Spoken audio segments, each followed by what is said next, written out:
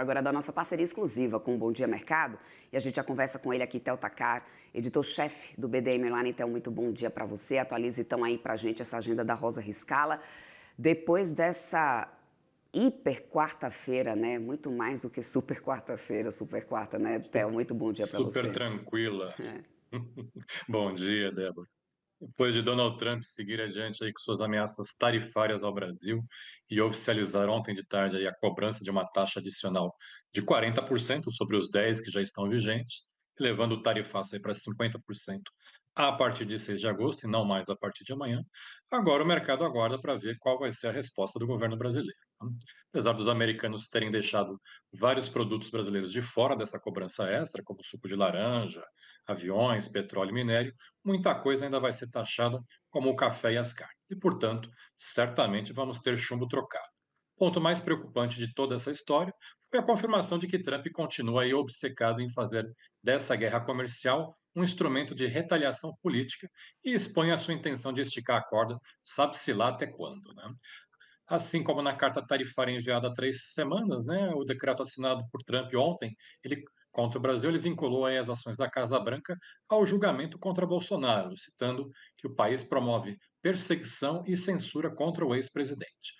O ministro Alexandre de Moraes foi citado no texto como um responsável por ameaçar, perseguir e intimidar milhares de seus opositores políticos, proteger aliados corruptos e suprimir dissidências em coordenação com outros membros do STF. Trump ainda cobrou que o governo brasileiro tome ações contra Moraes para aceitar rever o tarifaço. E pouco antes de Trump assinar esse decreto do tarifaço, o governo americano ainda aplicou sanções financeiras contra Moraes, né, por meio da chamada Lei Magnitsky, que é usada contra ditadores e terroristas. Durante toda essa situação, o presidente Lula, diante de toda essa situação, melhor dizendo, o presidente Lula convocou aí uma reunião de emergência, né, com seus principais ministros e divulgou uma nota ontem à noite afirmando que é inaceitável essa interferência do governo americano na justiça brasileira e disse estar disposto a negociar só aspectos comerciais, além de se solidarizar com Alexandre de Moraes, né? A nota também manda um recado às big techs afirmando que no Brasil a lei é para todos os cidadãos e empresas, que qualquer atividade que afete a população e a democracia está sujeita a normas e não é diferente para as plataformas digitais. Segundo a coluna do Estadão, advogados que têm contato aí com ministros do STF disseram que a investida de Trump contra Moraes pode acelerar o julgamento do Bolsonaro dentro do Supremo, com chance aí de o processo ser concluído já no final de agosto. Antes, a expectativa era que o destino do ex-presidente fosse definido apenas na metade de setembro, Débora. Pois é, que dia, né, meu querido? Mas ainda tem mais, porque ontem a gente ainda teve decisão de juros do Brasil, decisão de juros do Federal Reserve, temporada de balanço ali pegando fogo. O que, que a gente pode esperar de reação do mercado hoje, Theo? Pois é, a tendência para hoje é de um mercado até em euforia lá em Wall Street, com os resultados aí de Big Techs voltando a surpreender as expectativas, de carona na forte demanda dos serviços de inteligência artificial, né? Ontem à noite, a Meta, que é dona do Facebook, do WhatsApp e do Instagram, apresentou um lucro por ação de 7 dólares e 14 centavos no trimestre, superando aí de longe o consenso dos analistas, que era de um ganho de 5 dólares e 88 por ação. A receita somou 47,5 bilhões de dólares, também veio bem acima do esperado, que era de 44,8 bi.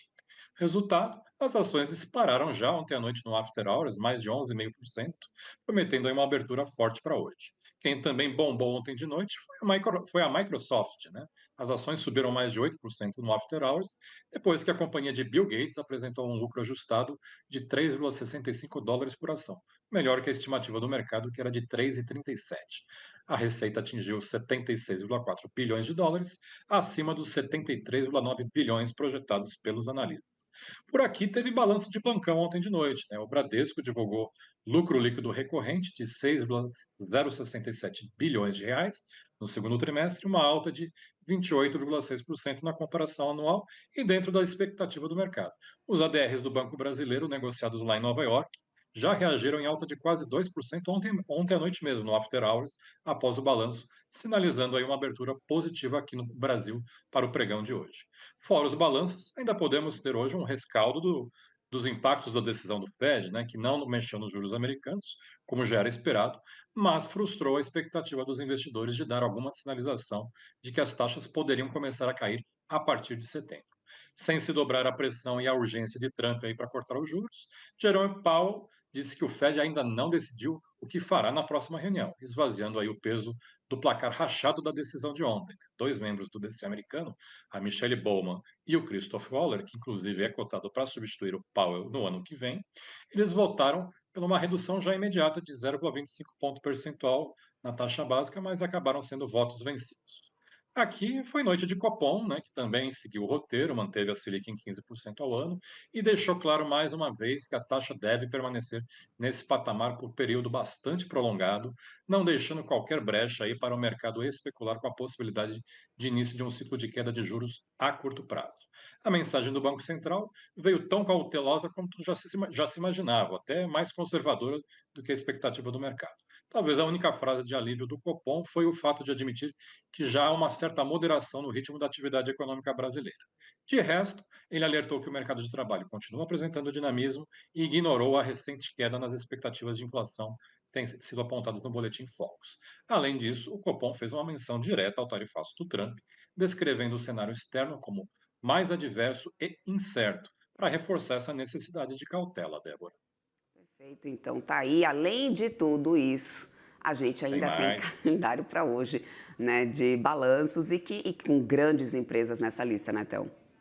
Isso, calendário de balanços e indicadores importantes também. Falando de balanços, lá em Wall Street, destaques hoje, resultados da Mastercard agora pela manhã e mais duas gigantes de tecnologia, Apple e Amazon, divulgam seus resultados após o fechamento. Aqui no Brasil, a Ambev soltou seu resultado agora cedo e à noite é a vez da Vale. Na agenda de indicadores, por aqui, destaque para o resultado primário do setor público consolidado, de junho, que está saindo nesse momento, e o desempenho da PNAD, né, mostrando o emprego, às 9 da manhã. Destaque nos Estados Unidos é o PCI de junho, que sai às 9h30 da manhã. É a medida inflacionária preferida do Fed, né? E o dado deve acelerar tanto na margem como na base anualizada. Previsão de alta de 0,2% em junho, contra uma alta de 0,1% em maio, e de 2,5% na comparação anual contra 2,3% do mês anterior. Ainda nos Estados Unidos, temos dados semanais de pedido de auxílio-desemprego, também às 9h30 da manhã, e o PMI de julho medido pelo ISM de Chicago, que sai às 10h45. E lá fora ainda tem mais decisões de política monetária hoje, dos bancos centrais da África do Sul às 10 da manhã e Uhum. da Colômbia às 3 da tarde. No Japão, tivemos na madrugada de hoje a decisão do BOJ, né? O BC japonês manteve a taxa básica de juros por lá em 0,5% ao ano pela quarta vez seguida, mas elevou a projeção de inflação, o que sugere aí que pode ter alta de juros na reunião de outubro. Na China também saiu hoje de madrugada o índice de atividade industrial, o PMI oficial, que mostrou contração pelo quarto mês seguido. Ele caiu de 49,7 em junho para 49,3 em julho, frustrando a previsão do mercado que era de 49,5. PMI de serviços por lá também recuou de 50,1 aliás, de 50,5 para 50,1. A aposta do mercado era de 50,2. E hoje à noite tem mais PMI lá na China, às 10h45 da noite, mas agora é um indicador medido pelo setor privado, pela S&P Global, Débora. Perfeito. Muito obrigada, então, meu querido, pelas atualizações. A gente volta a se falar amanhã, porque a semana não acabou, viu, Théo? Muito obrigada. Até amanhã, meu Até, querido. até amanhã, bom trabalho. Até mais.